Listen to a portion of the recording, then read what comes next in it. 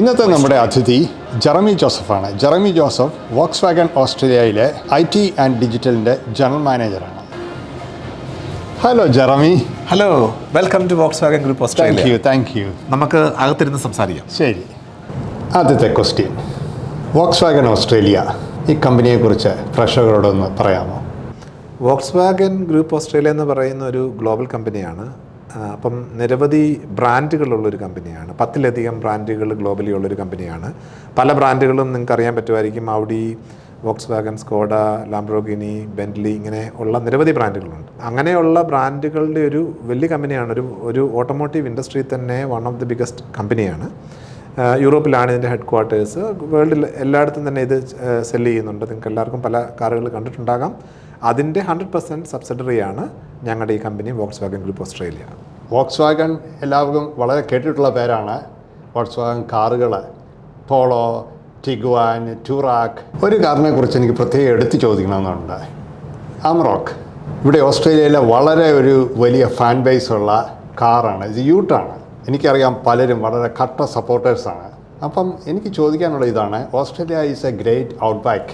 ഓസ്ട്രേലിയയുടെ തനതായ ഔട്ട്ബാക്ക് കൾച്ചറിനും യോജിക്കുന്ന തരത്തിലുള്ള ഒരു ഓസ്ട്രേലിയനൈസ്ഡ് ആയിട്ടുള്ള ഒരു വെഹിക്കിൾ ആണ് അമറോക്ക് എന്നാണ് ഞാൻ കരുതുന്നത്. ഒരു യൂറോപ്യൻ കമ്പനിയായ വോക്സ്വാഗൺ ഓസ്ട്രേലിയയിൽ അവരുടെ ബിസിനസ് നടത്തുമ്പോൾ ഇവിടുത്തെ സാഹചര്യങ്ങൾക്ക് ഇണങ്ങുന്ന കാറുകളും വണ്ടികളും ഇവിടെ കൊണ്ടുവരുന്നു എന്നാണ് ഞാൻ മനസ്സിലാക്കിയിരിക്കുന്നത്. എന്തെങ്കിലും പറയാനുണ്ടോ ജെറമിക്ക്? തീർച്ചയായിട്ടും ഉണ്ട്. കാരണം ഈ ആമറോക്ക് യൂട്ട് എന്ന് പറയുന്ന ആ പ്രോഡക്റ്റിനെ പറ്റി പറയുവാണെങ്കിൽ വോക്സ്വാഗൺ ഗ്രൂപ്പ് ഓസ്ട്രേലിയ ഒത്തിരി ഇൻഫ്ലുവൻസ് ചെയ്തൊരു പ്രോഡക്റ്റാണ് അത്. കാരണം യൂറോപ്പിൽ യൂട്ടുകൾ സെയിലില്ല. ഓസ്ട്രേലിയയിൽ ഇപ്പോൾ നോക്കുവാണെങ്കിൽ യൂട്ട് മാർക്കറ്റാണെന്ന് തന്നെ പറയാം. പരമാവധി യൂട്ടുകൾ, ലോകത്തുള്ള എല്ലാ യൂട്ടും തന്നെ ഇവിടെ വിൽക്കുന്നുണ്ട്. വോക്സ്വാഗൻ്റെ ആമറോക്ക് യൂട്ടിനെ പറ്റി പറയുവാണെങ്കിൽ ഒരേ ഒരു യൂറോപ്യൻ ബ്രാൻഡ് യൂട്ട് പ്രൊഡ്യൂസ് ചെയ്യുന്ന ആമറോക്കാണ്. അതിന് തീർച്ചയായിട്ടും നമുക്ക് നല്ല വോളിയമുണ്ട്. ഇതൊരു സ്ട്രാറ്റജിക് മാർക്കറ്റ് തന്നെയാണ് വോക്സ്വാഗനെ സംബന്ധിച്ച്. യൂട്ട് മാർക്കറ്റിൽ, ഓസ്ട്രേലിയൻ ഔട്ട്ബാക്ക് അല്ലെങ്കിൽ യൂട്ട് മാർക്കറ്റിൽ ഓസ്ട്രേലിയ ഒരു സ്ട്രാറ്റജിക് മാർക്കറ്റാണ് വോക്സ്വാഗൻ്റെ. തീർച്ചയായിട്ടും അവരതിന് എല്ലാവിധ പ്രോഡക്റ്റും അതിൻ്റെ ടെക്നോളജീസും എല്ലാം നോക്കിക്കൊണ്ട് തന്നെ ഈ മാർക്കറ്റിൽ നല്ലൊരു മാർക്കറ്റ് ഷെയർ എടുക്കാനായിട്ട് ട്രൈ ചെയ്യുന്നുണ്ട്. വാവ് ജെറമി, ഒരു ഓസ്ട്രേലിയൻ എന്ന നിലയിൽ വളരെ അഭിമാനം തോന്നുന്നു. അതായത് വോക്സ്വാഗൺ ഓസ്ട്രേലിയൻ ഇൻഫ്ലുവൻസ് ഈ അമറോക്ക് എന്ന യൂട്ട് ഉണ്ടാക്കുന്നതിൽ വളരെ സ്വാധീനം ചെലുത്തിയിട്ടുണ്ട് എന്നത്. തീർച്ചയായിട്ടും ഉണ്ട്. കാരണം ഇപ്പോൾ ഒരു കാര്യം കൂടെ ഞാൻ നേരത്തെ പറഞ്ഞില്ല. ഈ പുതിയ അമറോക്ക് യൂട്ട് ശരിക്കും ഫോർഡ് റേഞ്ചറുമായിട്ടൊരു കൊളാബറേഷനിലാണ്. അപ്പോൾ കൊളാബറേഷൻ എന്ന് വെച്ചാൽ നമ്മുടെ എൻജിനീയേഴ്സ് വോക്സ്വാഗൺ ഹെഡ് ക്വാർട്ടേഴ്സിൽ നിന്ന് മെൽബണിൽ വന്ന് 10-40 പേര് 2 വർഷത്തോളം അവിടെ ഉണ്ടായിരുന്നു. തീർച്ചയായിട്ടും. അപ്പം പുതിയതായിട്ട് വരുന്ന യൂട്ടുകളിൽ ഈ ഫോർഡ് റേഞ്ചറിൻ്റെ ഒരു ടച്ച് കാണാം. ഈവൻ ലേറ്റസ്റ്റ് ആമറോക്ക് എന്ന് പറയുന്നത് ടിപ്പിക്കലി ഒരു ഫോർഡ് റേഞ്ചറാണ്. വോക്സ്വാഗനും ഫോർഡുമായിട്ട് ഒത്തിരി കൊളാബറേഷനുണ്ട്. അപ്പോൾ അതിലും ഓസ്ട്രേലിയ ഒരു നിർണായക പങ്ക് വഹിച്ചിട്ടുണ്ടെന്നുള്ളതാണ് അതിന് സത്യം. അപ്പോൾ കൊളാബറേഷൻ അതൊരു പുതിയൊരു അറിവാണ്. അതായത് കൊളാബറേറ്റ് ചെയ്തും തനതായ റിസർച്ച് നടത്തിയും ഏറ്റവും നല്ല പ്രോഡക്റ്റ് ജനങ്ങളിലേക്ക് എത്തിക്കുക എന്നതാണ് വോക്സ്വാഗൻ്റെ മുദ്ര. ഇതാണ് ഞാനിത് കാണുന്നത്. തീർച്ചയായിട്ടും അതെ. കാരണം വോക്സ്വാഗൻ എപ്പോഴും ഒരു ജർമ്മൻ കമ്പനിയാണ്. ജർമ്മൻ എഞ്ചിനീയറിങ്ങിന് തീർച്ചയായിട്ടും അതിൻ്റേതായ മികവ് എല്ലാവർക്കും അറിയാം. അപ്പം അതുകൊണ്ട് തന്നെ വോക്സ്വാഗൻ പീപ്പിൾസ് കാർ എന്ന് പറയുന്ന ഒരു ബ്രാൻഡും അതേപോലെ ഗ്രൂപ്പിൽ പല ബ്രാൻഡുകളുണ്ട്. ആ ബ്രാൻഡിനെല്ലാം അതിൻ്റേതായ വാല്യൂവും നിലനിർത്തിക്കൊണ്ട് ആ പ്രോഡക്റ്റ് ക്വാളിറ്റി ജനങ്ങളിലേക്ക് എത്തിക്കുക എന്നുള്ള ഒരു കോൺസെപ്റ്റിലാണ് കമ്പനി മുമ്പോട്ട് പോയിക്കൊണ്ടിരിക്കുന്നത്. അപ്പം ഞങ്ങളെല്ലാവരും തന്നെ അതിനുള്ള സപ്പോർട്ട് ഹെഡ് ക്വാർട്ടേഴ്സിൽ നിന്ന് എങ്ങനെ കൊടുക്കും എന്നുള്ളതാണ് നമ്മുടെ ഡെയിലി ജോബിൽ നോക്കിക്കൊണ്ടിരിക്കുന്നത്. അമറോക്ക് ഒരു ഓസ്ട്രേലിയൻ കാർ എന്ന് പറയാമോ? ആമറോക്ക് തീർച്ചയായിട്ടും നമ്മൾ ഹെഡ് ക്വാർട്ടേഴ്സിൽ പോയി ചോദിച്ചു കഴിഞ്ഞാൽ അവർക്ക് ആമറോക്ക് എന്ന് പറഞ്ഞാൽ ഓസ്ട്രേലിയ എന്നവർ പറയും. കാരണം ആമറോക്കുള്ള മാർക്കറ്റ് ഓസ്ട്രേലിയ, സൗത്ത് ആഫ്രിക്ക അല്ലെ സൗത്ത് അമേരിക്ക ഇങ്ങനെയുള്ള കുറച്ച് കൺട്രീസേ ഉള്ളൂ.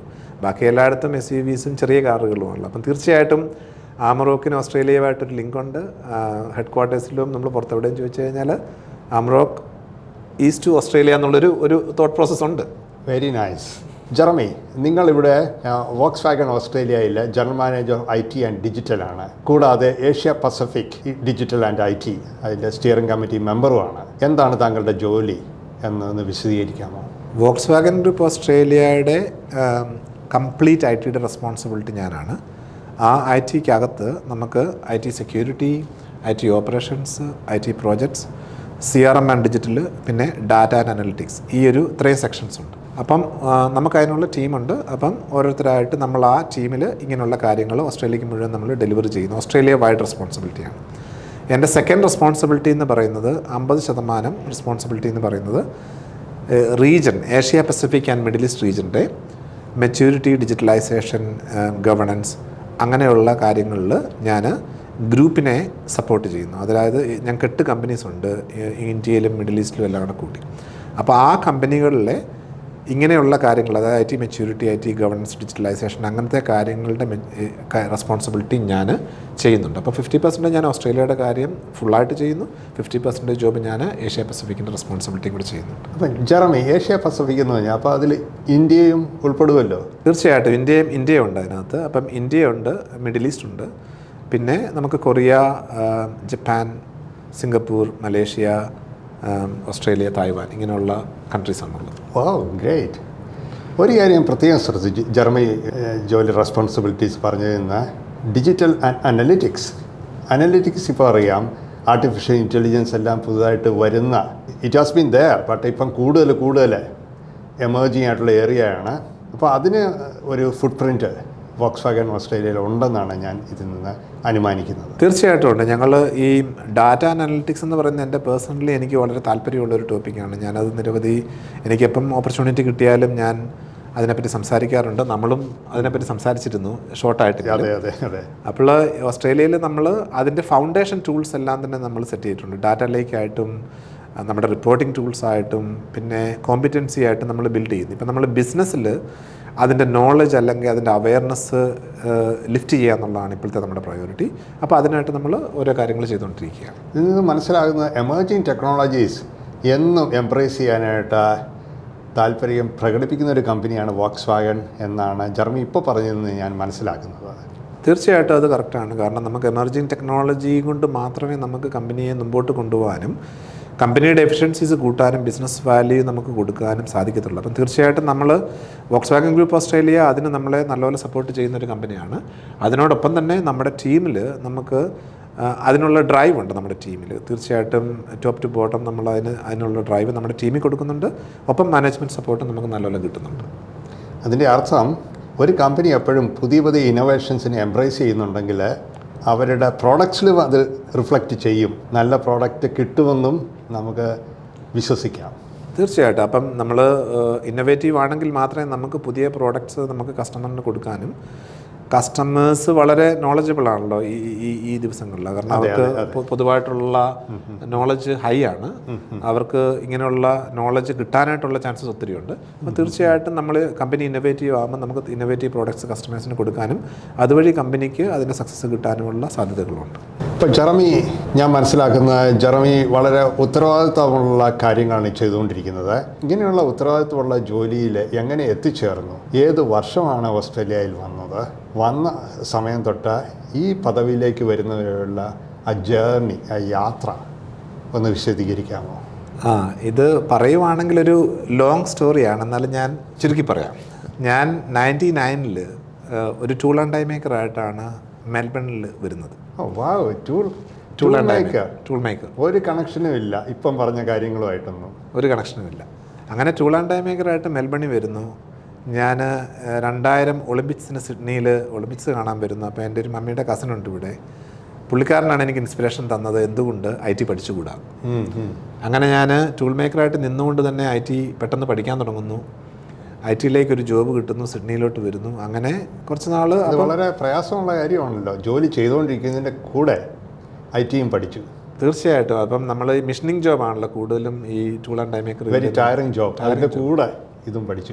ഞാൻ ജോലി ചെയ്തിട്ട് ഞാൻ ഈവനിങ്ങിൽ ഞാൻ നൈറ്റിലൊക്കെ പോയി പഠിച്ച് IT പഠിച്ചു. അങ്ങനെ IT പഠിച്ച് അങ്ങനെ നമ്മൾ ഒരു കുറച്ച് നാൾ കഴിഞ്ഞപ്പോൾ എനിക്കൊരു എൻട്രി ജോബ് സിഡ്നി കിട്ടുകയും ആ എൻട്രി ജോബിൽ നിന്ന് ഞാൻ ഇങ്ങനെ ഓരോ പൊസിഷനായിട്ട്, ആദ്യം ഒരു സപ്പോർട്ട് ജോബായിരുന്നു, IT സപ്പോർട്ട്, ഏറ്റവും എക്സ്ട്രീം എൻഡിൽ തന്നെ താഴെയുള്ള ജോബായിരുന്നു.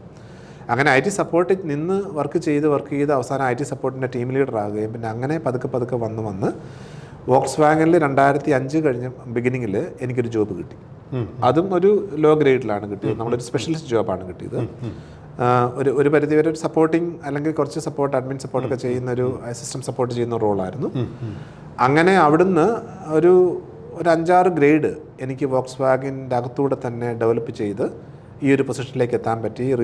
റീസെൻ്റ് ആയിട്ടാണ് എനിക്ക് ഏഷ്യ പസഫിക്കിൻ്റെ റോള് കിട്ടുന്നത്. അത് ഈ ജനുവരി മുതൽ എനിക്ക് കിട്ടിയതാണ്. അപ്പം അങ്ങനെ അതാണ് എൻ്റെ ഒരു short version of the story എന്ന് പറയുന്നത്. ജെറമി, എന്നെ സ്ട്രൈക്ക് ചെയ്ത ഒരു കാര്യം, കമ്പനിയിൽ ഒരു താഴേക്കിടയിൽ നിന്ന് കയറിയിട്ട് പടിപടിയായി, നമ്മൾ ഹിസ്റ്റോറിക്കലി പണ്ടത്തെ കാലത്തൊക്കെ ഉണ്ടായിരുന്ന പോലെ പടിപടിയായിട്ട് ഒരു വളരെ ഉത്തരവാദിത്തമുള്ള ഒരു പദവിയിൽ എത്തിച്ചേരാൻ സാധിച്ചു. അത് സാധാരണ സ്ട്രൈക്ക് ചെയ്യാൻ കാരണമുണ്ട്. സാധാരണ പലരും പറയുന്ന ഇദ്ദേഹം ഇന്ന ഉയർന്ന ജോലിയിലാണ്, വളരെ വലിയൊരു ഡിഗ്രി ഉണ്ടായിരുന്നു, വന്നിട്ട് like on A silver platter ജോലി കിട്ടി. പക്ഷേ ജെറമിയുടെ കാര്യത്തിൽ അങ്ങനെയല്ല. വളരെ ഹമ്പിൾ ബിഗിനിങ്സിൽ നിന്ന് ഒരു കമ്പനിയിൽ, സെയിം കമ്പനിയിൽ കൂടി പടവുകൾ കയറി ഉത്തരവാദിത്തമുള്ള ജോലിയിൽ സ്ഥാനത്ത് എത്തിച്ചേരാൻ സാധിച്ചു. ഇതെന്നെ വളരെ സ്ട്രൈക്ക് ചെയ്യുന്നുണ്ട്. ഇതൊരു കമ്പനിയുടെ ഒരു കൾച്ചറിനെയല്ലേ കാണിക്കുന്നത്? തീർച്ചയായിട്ടും. അതായത് കമ്പനിയിൽ നമുക്കിപ്പം നമ്മൾ ഡെവലപ്മെൻറ്റ് വരുമ്പോൾ എപ്പോഴും നമ്മൾ ജഡ്ജ്മെൻറ്റ്, ഡ്രൈവ്, ഇൻഫ്ലുവൻസ് എന്നുള്ള 3 കാര്യങ്ങൾ നമ്മൾ സാധാരണ ഇപ്പം നമ്മളാരെങ്കിലും ഡെവലപ്പ് ചെയ്യാനാണ് നമ്മൾ അങ്ങനത്തെ കാര്യങ്ങൾ പറഞ്ഞു കൊടുക്കും. അപ്പം കമ്പനിയിൽ നല്ലൊരു കൾച്ചറുണ്ട്. കാരണം തീർച്ചയായിട്ടും നമുക്ക് ഡെവലപ്മെൻറ്റ്, നമുക്ക് ആഗ്രഹമുണ്ടെന്ന് നമ്മളൊരു ഡ്രൈവ് ഉണ്ടെങ്കിൽ, നമുക്ക് റൈറ്റ് ജഡ്ജ്മെൻറ്റ്, ഇൻഫ്ലുവൻസും ഉണ്ടെങ്കിൽ കമ്പനിയുടെ മാനേജ്മെൻറ്റ് അതിനുള്ള എല്ലാ നെസസറി ടൂൾസും ഓപ്പർച്യൂണിറ്റീസും നമുക്ക് തരും. Very nice. അത് സീസ് ചെയ്യുക എന്നുള്ളത് നമ്മുടെ റെസ്പോൺസിബിലിറ്റിയാണ് തീർച്ചയായിട്ടും. അപ്പോൾ അങ്ങനെ ഒരു ഓപ്പർച്യൂണിറ്റി എനിക്ക് കിട്ടി. പിന്നെ നമ്മൾ പറയുന്ന പോലെ you need to be at the right place at the right time. അതും ദൈവാനുഗ്രഹം അല്ലേ, ഭാഗ്യം, ഇതൊക്കെ അതിൻ്റെ കൂട്ടത്തിൽ വരും. പക്ഷേ ഞാൻ തീർച്ചയായിട്ടും വിചാരിക്കുന്നുണ്ട്, നമ്മുടെ എഫർട്ട് ഇട്ട് കഴിഞ്ഞാൽ തീർച്ചയായിട്ടും വോക്സ് വാഗൻ പോലുള്ളൊരു കമ്പനിയിൽ നമുക്ക് ഡെഫിനറ്റ്ലി അതിനുള്ള ഓപ്പർച്യൂണിറ്റീസ് ഉണ്ടെന്നാണ്. ജെറമി, ഇപ്പോൾ ഞാൻ ജെറമിയിൽ നിന്ന് കേട്ടത് എനിക്ക് കുറച്ചൊക്കെ അവിശ്വസനീയമായി തോന്നുന്നു. വോക്സ് വാഗൻ പോലെയുള്ള ഒരു വലിയ കമ്പനി അവിടെയുള്ള വർക്ക് ഫോഴ്സിനെ താഴേക്കിടങ്ങുന്നതിന് അവർക്ക് ഡ്രൈവ് ഉണ്ടെങ്കിൽ കാര്യങ്ങൾ പടിപടിയായി പഠിച്ച് ഏറ്റവും മുകളിലുള്ള പടവുകളിൽ തന്നെ എത്താൻ ഉള്ള എല്ലാ എൻകറേജ്മെൻറ്റും മാനേജ്മെൻറ്റ് കൊടുക്കുന്നുണ്ട് എന്നാണ് ഞാൻ മനസ്സിലാക്കിയിരിക്കുന്നത്. ഇത് കുറച്ചൊക്കെ ഒരു ഭയങ്കര സർപ്രൈസിങ് ആയിട്ട് എനിക്ക് തോന്നുന്നു. കാരണം ഇന്ന് പലരും വിചാരിക്കുന്നത്, ഇപ്പോഴത്തെ കമ്പനികളെല്ലാം എങ്ങനെയാലും കട്ട് ത്രോട്ട് ബിസിനസ്സാണ്, they don't care about the employees, എങ്ങനെയാണ് ജനങ്ങൾ പൊതുവെ പറയുന്നത്. പക്ഷേ അതിൽ നിന്ന് കംപ്ലീറ്റ്ലി ഡിഫറെൻ്റ് ആയിട്ടാണ് വോക്സ് വാഗൻ്റെ കമ്പനി കൾച്ചർ എന്നാണ് ഞാൻ മനസ്സിലാക്കിയിരിക്കുന്നത്. അതിൻ്റെ അർത്ഥം ഇത് വളരെ സാറ്റിസ്ഫൈഡ് ആയിട്ടുള്ള ഒരു വർക്ക് ഫോഴ്സ്, ഹെൽത്തി ആയിട്ടുള്ള workforce, healthy work culture Volkswagen ഓസ്ട്രേലിയയിലുണ്ട് എന്നാണ് ഞാൻ മനസ്സിലാക്കിയിരിക്കുന്നത്. തീർച്ചയായിട്ടും അതെ. കാരണം നമ്മുടെ കമ്പനിയിൽ ഇപ്പം എൻ്റെ ടീമിൽ തന്നെ 10-14 വർഷമായിട്ടുള്ള പല ആൾക്കാരും ഉണ്ട്. അവർക്കെല്ലാം തന്നെ ഡെവലപ്മെൻറ്റ് വന്ന ആൾക്കാരുണ്ട്. നമ്മൾ വളരുമ്പോൾ നമ്മുടെ ടീമിലുള്ളവരെയും നമ്മൾ ലിഫ്റ്റ് ചെയ്തുകൊണ്ട് വരുന്നുണ്ട്, അല്ലെ അവർക്കും ഡെവലപ്മെൻറ്റ് ഓപ്പർച്യൂണിറ്റീസ് കൊടുക്കുന്നുണ്ട്. അവർ എൻ്റെ കൂടെ അങ്ങനെ നിന്ന് ഒത്തിരി ആൾക്കാരുണ്ട് എൻ്റെ ടീമിൽ. അത് റിട്ടൻഷൻ ലെവൽ ഹൈ ഉണ്ട് എൻ്റെ ടീമിൽ. എൻ്റെ ടീമിൽ തന്നെയല്ല, ഇപ്പോൾ ഇവിടെ നമ്മുടെ കമ്പനികളിൽ തന്നെ എന്നെപ്പോലെ തന്നെയുള്ള ഡെവലപ്മെൻറ്റ് ഗ്രോത്ത് വന്ന പല ആൾക്കാരുണ്ട്. തീർച്ചയായിട്ടും കമ്പനി, ഓഫ് കോഴ്സ് ഞങ്ങളുടെ ജോബിലും എല്ലാ കമ്പനിയിലെയും പോലെ ടൈറ്റായിട്ടുള്ള വർക്കുണ്ട്. തീർച്ചയായിട്ടും നമുക്ക് സ്ട്രെസ്ഫുൾ സിറ്റുവേഷൻസ് ഉണ്ട്, അത് അവോയ്ഡ് ചെയ്യാൻ പറ്റത്തില്ല. എന്നിരുന്നാലും കമ്പനിയുടെ ഒരു കൾച്ചർ നോക്കിക്കഴിഞ്ഞാൽ തീർച്ചയായിട്ടും ഒരാൾക്കൊരു പൊട്ടൻഷ്യൽ ഉണ്ടെന്ന് ഐഡൻറ്റിഫൈ ചെയ്താൽ അവർക്ക് ഡെവലപ്പ് ചെയ്യാനുള്ള എല്ലാ ഹെൽപ്പും കമ്പനി കൊടുക്കാറുണ്ട്. ഇന്നത്തെ കാലത്ത് ഇങ്ങനൊരു കൾച്ചർ ഉണ്ടെന്നുള്ളത് എനിക്ക് ഒരുപക്ഷെ ഒരു റിഫ്രഷിംഗ്ലി പുതിയ അറിവാണ്. മെട്രോ മലയാളം പ്രേക്ഷകർക്കും നിങ്ങളിൽ പലർക്കും ഇതുപോലെ തന്നെയാണ് ഇത് ഫീൽ ചെയ്യുന്നതെന്ന് ഞാൻ കരുതുന്നു. ജെറമി, അപ്പം ഇതുപോലെ നല്ല ഒരു ഹെൽത്തി വർക്ക് കൾച്ചറുള്ള ഒരു കമ്പനി, ആ ഹെൽത്തി വർക്ക് കൾച്ചർ അവരുടെ പ്രോഡക്ട്സിലും ക്വാളിറ്റി ഓഫ് ദ പ്രോഡക്ട്സിലും ഇത് റിഫ്ലക്റ്റ് ചെയ്യത്തില്ലേ? തീർച്ചയായിട്ടും അത് വളരെ ഒരു ഇമ്പോർട്ടൻറ്റ് ടോപ്പിക്കാണ്. കാരണം നമ്മൾ ഒരു പ്രോഡക്റ്റ് കസ്റ്റമറിന് കൊടുത്തു കഴിയുമ്പോൾ കസ്റ്റമർ സാറ്റിസ്ഫാക്ഷൻ എന്ന് പറയുന്നത് വളരെ ഇമ്പോർട്ടൻ്റ് ആണ്.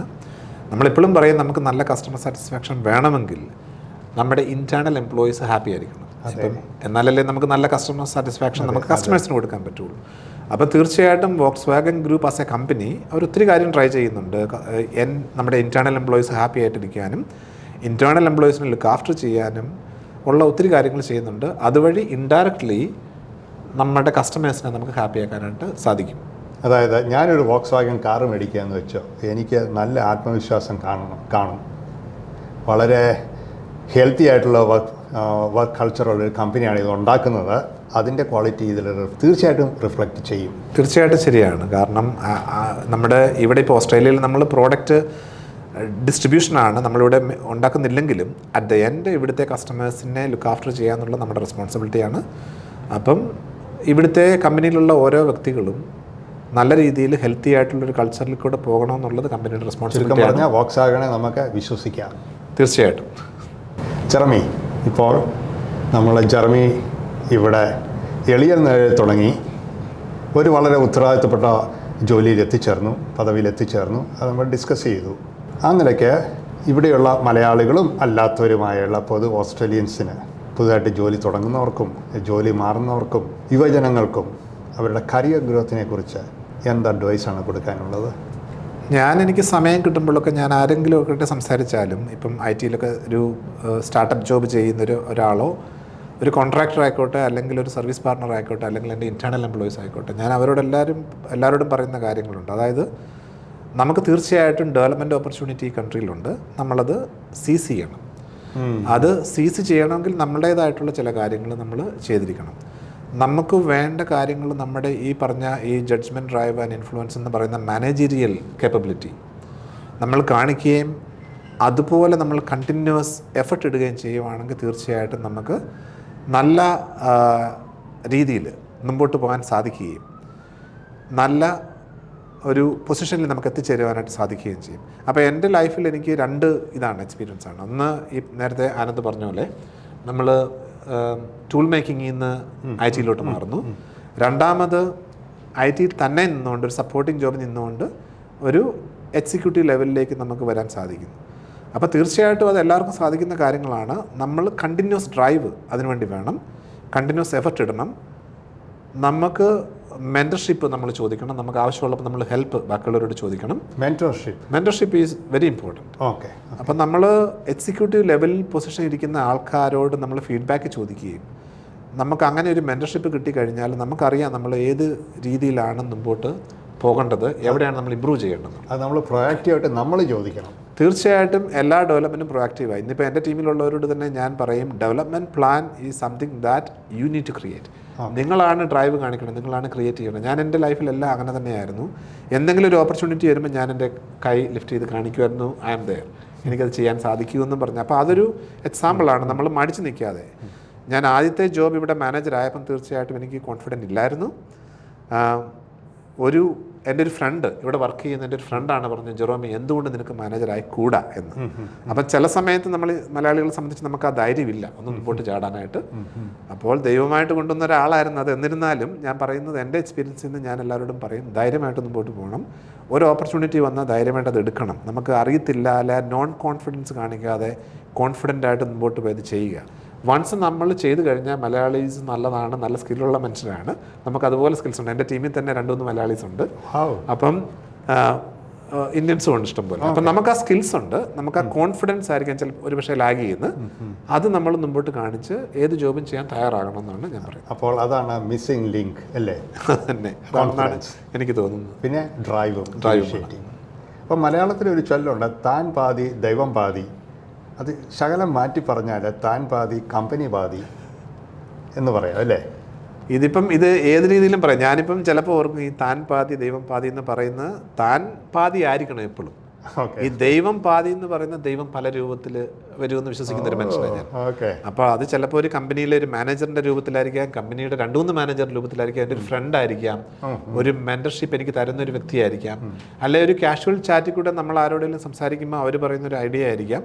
ഇല്ലെങ്കിൽ എനിക്കെന്തോ തോന്നിയിട്ട് ഞാനൊരു ആർട്ടിക്കിൾ റിസർച്ച് ചെയ്യുവോ ഒരു ഡോക്യുമെൻ്റ് വായിച്ചോ എനിക്ക് തോന്നുന്ന ഒരു പ്രചോദനമായിരിക്കാം. അപ്പോൾ അങ്ങനെ വിശ്വസിക്കുന്ന ഒരു മനുഷ്യനാണ് ഞാൻ. അപ്പോൾ തീർച്ചയായിട്ടും അതിനൊരു ഒരു ഇമ്പോർട്ടൻസ് ഉണ്ടെന്നുള്ളതാണ് ഞാൻ വിശ്വസിക്കുന്നത്. ദൈവത്തിൻ്റെ കരങ്ങളാണ് ആ രീതിയിലൊക്കെ വരുന്നത്. തീർച്ചയായിട്ടും അങ്ങനെ ഒരു ദൈവവിശ്വാസിയാണ് ഞാൻ. അതുകൊണ്ട് ഞാൻ അങ്ങനെ വിശ്വസിക്കുന്നുണ്ട്. ജെറമി, ജോലി ജോലി ജോലി ഇതൊക്കെയാണ് ഇപ്പം സംസാരിച്ചത്. ഈ വ്യക്തിപരമായ കാര്യം, പേഴ്സണൽ ലൈഫിനെ കുറിച്ച് പറയാം. ഇവിടുത്തെ കുടുംബം, community life in Australia in general പറയാമോ? തീർച്ചയായിട്ടും പറയാം. ഇവിടെ ഞാൻ ഓസ്ട്രേലിയ വന്നു കഴിഞ്ഞ് തീർച്ചയായിട്ടും കമ്മ്യൂണിറ്റിയിൽ വളരെ ആക്റ്റീവാണ്. മലയാളി അസോസിയേഷനിൽ പണ്ട് തൊട്ട് ഞാൻ ആക്റ്റീവാണ്, ഇപ്പോഴും ആക്റ്റീവായിട്ടുണ്ട്. അതേപോലെ തന്നെ പള്ളിയിലെ പാട്ടും അങ്ങനെയുള്ള കാര്യങ്ങളിലൊക്കെ തന്നെ ഞാൻ വളരെ ആക്റ്റീവാണ്. എല്ലാ കാര്യങ്ങളും തന്നെ മുമ്പോട്ട് പോകുന്നുണ്ട്. ലൈഫ് ഇൻ ജനറൽ വളരെ നല്ല രീതിയിൽ തന്നെ പോകുന്നു. ഓസ്ട്രേലിയ ഒരു നല്ല കൺട്രിയാണ്. അപ്പം അങ്ങനത്തെ ഓസ്ട്രേലിയയുടേതായ കാര്യങ്ങളെല്ലാം എൻജോയ് ചെയ്ത് നല്ല സുഹൃത്ത് ബന്ധങ്ങൾ എനിക്കുണ്ട്. അപ്പം അവരുടെ എല്ലാം കൂടെ തന്നെ മിക്ക കാര്യങ്ങളിലും ഞാൻ വളരെ ആക്റ്റീവായിട്ട് ഉണ്ട്. അങ്ങനെ മുമ്പോട്ട് പോയിക്കൊണ്ടിരിക്കുന്നു. കുടുംബം അവരുടെയൊക്കെ സപ്പോർട്ട് കിട്ടുന്നുണ്ടെന്ന് വിശ്വസിക്കുന്നു. തീർച്ചയായിട്ടും ഉണ്ട്. ഈ പഠിച്ച കാലങ്ങളിലെല്ലാം അല്ല, ഞാൻ ഈ കരിയർ ചേഞ്ച് ചെയ്ത സമയത്തൊക്കെ കുടുംബം ശരിക്കും പറഞ്ഞാൽ നല്ല രീതിയിൽ സ്ട്രെസ്സായിട്ട് പോകുന്നൊരു സമയമാണ്. തീർച്ചയായിട്ടും കൊച്ചു പിള്ളേർ, എൻ്റെ പിള്ളേരുണ്ടായി കഴിഞ്ഞപ്പോൾ ഞാൻ രാത്രിക്കൊക്കെ ചിലപ്പം 2-3 മണി വരെയൊക്കെ ഇരുന്ന് പഠിക്കുന്ന സമയമുണ്ട്. അന്നേരമൊക്കെ എൻ്റെ വൈഫ് അനു തീർച്ചയായിട്ടും കട്ടൻ കാപ്പി ഉണ്ടാക്കി തരികയും അങ്ങനെയുള്ള ഉറങ്ങാതിരിക്കാൻ വേണ്ടിയുള്ള അങ്ങനെയുള്ള ഹെൽപ്പ്, പിന്നെ പിള്ളേരെ നോക്കുക, അങ്ങനെയെല്ലാം ചെയ്തിട്ടുണ്ട്. കാരണം പിള്ളേരെ ഉറങ്ങിക്കഴിയുമ്പോഴേ നമുക്ക് ആ ഫോക്കസ് കിട്ടത്തുള്ളൂ പഠിക്കാൻ. അപ്പം ഞാൻ ലേറ്റ് നൈറ്റ് ഒത്തിരി സ്റ്റഡി ചെയ്തിട്ടുണ്ട്. അപ്പം അത് തീർച്ചയായിട്ടും അതിൻ്റെ എഫർട്ട് ഇട്ടതിനാണ് ഇപ്പം നമുക്ക് അതിൻ്റെ ഇത് കിട്ടുന്നത്. അപ്പം നേരത്തെ പറഞ്ഞ പോയിന്റ് പോലെ നമ്മൾ ഏർലി എഫർട്ട്സ് ഇട്ടാൽ ലേറ്റായിട്ട് നമുക്ക് എൻജോയ് ചെയ്യാൻ പറ്റുന്നുള്ള ഒരു പ്രൂഫ് കൂടെ എൻ്റെ ലൈഫിലുണ്ട്. അപ്പം തീർച്ചയായിട്ടും അതൊരു മെസ്സേജാണ്. അപ്പം ഫാമിലി നല്ല രീതിയിൽ പോകുന്നു, പിള്ളേരെല്ലാം നല്ല രീതിയിൽ പോകുന്നു. അപ്പം തീർച്ചയായിട്ടും പിള്ളേർക്ക് ഞാൻ എൻ്റെ ലെസൺസ് അവർക്ക് ഇപ്പം ഇവിടുത്തെ പിള്ളേരാകുമ്പോൾ അവർക്ക് അധികം പ്രാവശ്യം റിപ്പീറ്റഡായിട്ട് ഇത് കേൾക്കാൻ താല്പര്യമില്ലെങ്കിലും വല്ലപ്പോഴും ഞാൻ ഈ സ്റ്റോറി പറഞ്ഞു കൊടുക്കും. കാരണം അവർക്കത് റിമൈൻഡറായിട്ട് കിട്ടാനായിട്ട്, നമ്മൾ നാട്ടിൽ നിന്നൊരു മൈഗ്രൻ്റ് വന്ന് ഇത്രയും ലെവലിൽ എത്താമെങ്കിൽ ഇവിടെ ജീവിക്കുന്ന പിള്ളേർക്ക് തീർച്ചയായിട്ടും അവർ ആ ഓപ്പർച്യൂണിറ്റി റീപ്പ് ചെയ്ത് അറ്റ്ലീസ്റ്റ് നല്ല രീതിയിൽ നല്ല കരിയർ നേടണമെന്നുള്ള ഞാൻ പറഞ്ഞു കൊടുക്കാറുണ്ട്. എനിക്ക് പ്രത്യേകിച്ച് സ്ട്രൈക്ക് ചെയ്തത് ഭാര്യ അനുവിൻ്റെ സപ്പോർട്ടാണ്. രാത്രി 2 മണി 3 മണിക്കൊക്കെ കട്ടൻ കാപ്പി കൊണ്ടു തരിക. അത് വളരെ അണ്ടർ റേറ്റഡ് ആയിട്ടുള്ള ഒരു കാര്യമാണ് ഭാര്യമാർ കുടുംബങ്ങളിങ്ങനെ തരുന്നത്. നമ്മൾ എപ്പോഴും ഒന്നും ഇത് ഡയറക്റ്റ്ലി പറയാറില്ല ഈ കാര്യം തന്നെ. ഒരു പക്ഷേ ഞാൻ ഇങ്ങനെ നമ്മൾ ആണുങ്ങളുടെ സ്വഭാവമാണല്ലോ, പൊതുവായിട്ടുള്ളൊരു ആണുങ്ങളുടെ സ്വഭാവമാണല്ലോ, നമ്മളത് വളരെ ഓപ്പണായിട്ട് ഒന്നും പറയാറില്ല. പക്ഷേ തീർച്ചയായിട്ടും ഏതൊരു വ്യക്തിയുടെ വളർച്ചയ്ക്ക് പുറകിൽ ഒരു സ്ത്രീ ഉണ്ടെന്ന് പറയുന്ന പോലെ തിരിച്ചുമുണ്ട്. അപ്പം എന്ന് പറഞ്ഞ പോലെ തന്നെ ഈ ചില കാര്യത്തിൽ നമ്മളിപ്പം ഫാമിലിയിലെ പിള്ളേരെ നോക്കുക, അല്ലെങ്കിൽ നമുക്കുള്ള സപ്പോർട്ട് തരിക എന്നൊക്കെ പറയുന്നത് വളരെ വലിയ കാര്യമാണ്. അപ്പോൾ ഒരു കാര്യം പറയാനുള്ളത് എന്നാന്ന് വെച്ചാൽ, നമ്മുടെ പിള്ളേർ ഇപ്പം മൂത്ത ആൾ ഇപ്പം യൂണിവേഴ്സിറ്റിയിലാണ്, രണ്ടാമത്തെ ആൾ HSC ചെയ്യുന്നു, ജോർഡൻ HSC ചെയ്യുന്നു, മൂത്ത ആൾ ജോഷുവ, മൂന്നാമത്തെ ആൾ ജേഡൻ ഇപ്പം ഹൈസ്കൂളിലേക്ക് പോകുന്നു. പിന്നെ ഒരു പോയിന്റ് ഞാൻ നേരത്തെ പറഞ്ഞതിൽ മിസ്സായതെന്ന് വെച്ചാൽ നമ്മുടെ പേരൻസിൻ്റെ കാര്യമാണ്. തീർച്ചയായിട്ടും അവർക്ക് എൻ്റെ കരിയറിലും അവർക്കൊരു റോളുണ്ട്, പ്ലേ ചെയ്തിട്ടുണ്ട്. കഷ്ടപ്പെട്ട് നമ്മളൊരു ഇടത്തരം ഫാമിലിയിൽ നിന്നാണ് നാട്ടിൽ നിന്ന് വരുന്നത്. അവർ കഷ്ടപ്പെട്ട് എന്നെയും എൻ്റെ ബ്രദേഴ്സിനെ എല്ലാവരെയും ഇംഗ്ലീഷ് മീഡിയം സ്കൂളിൽ അന്ന് വളരെ ടൈറ്റായിട്ട് തന്നെ ഫൈനാൻഷ്യലി ഇരുന്നപ്പോഴും ഇംഗ്ലീഷ് മീഡിയം സ്കൂളിൽ വിടുകയും ആ വിടുന്നതിന് എന്തെങ്കിലും ഒരു ഫൗണ്ടേഷൻ കിട്ടും, അല്ലെങ്കിൽ എന്തെങ്കിലും ഒരു അവർക്ക് അതിൻ്റെ ഡെവലപ്മെൻറ്റ് കിട്ടുമെന്ന് കരുതി ഒത്തിരി കഷ്ടപ്പെട്ടതാണ് എൻ്റെ പപ്പായും മമ്മിയും. അപ്പോൾ അവർക്കും ഈ അവസരത്തിൽ ഞാൻ അവരെയും നന്ദിയോടെ കൂടി ഞാൻ ഓർക്കുന്നുണ്ട്. Well said. Thank you Jeremy. Metro Malayalam ചാനലിൻ്റെ മൈ സ്റ്റോറിക്ക് വേണ്ടി ഒരു ഇൻ്റർവ്യൂ തരാൻ കാണിച്ച സന്മനസ്സിന് വളരെ നന്ദി. Thank you very much. പ്രേക്ഷകരോട് നിങ്ങൾക്ക് ഈ വീഡിയോ ഇഷ്ടപ്പെട്ടതെന്ന് കരുതുന്നു. നിങ്ങളുടെ വിലയേറിയ കമൻറ്റുകൾ ദയവ് ചെയ്ത് കമൻറ്റ് ബോക്സിൽ രേഖപ്പെടുത്തുക. ഇതുവഴി കൂടുതൽ മെച്ചപ്പെട്ട വീഡിയോകൾ ഇനിയും നിങ്ങൾക്ക് തരുവാൻ മെട്രോ മലയാളം ചാനലിന് കഴിയുമെന്ന് കരുതുന്നു.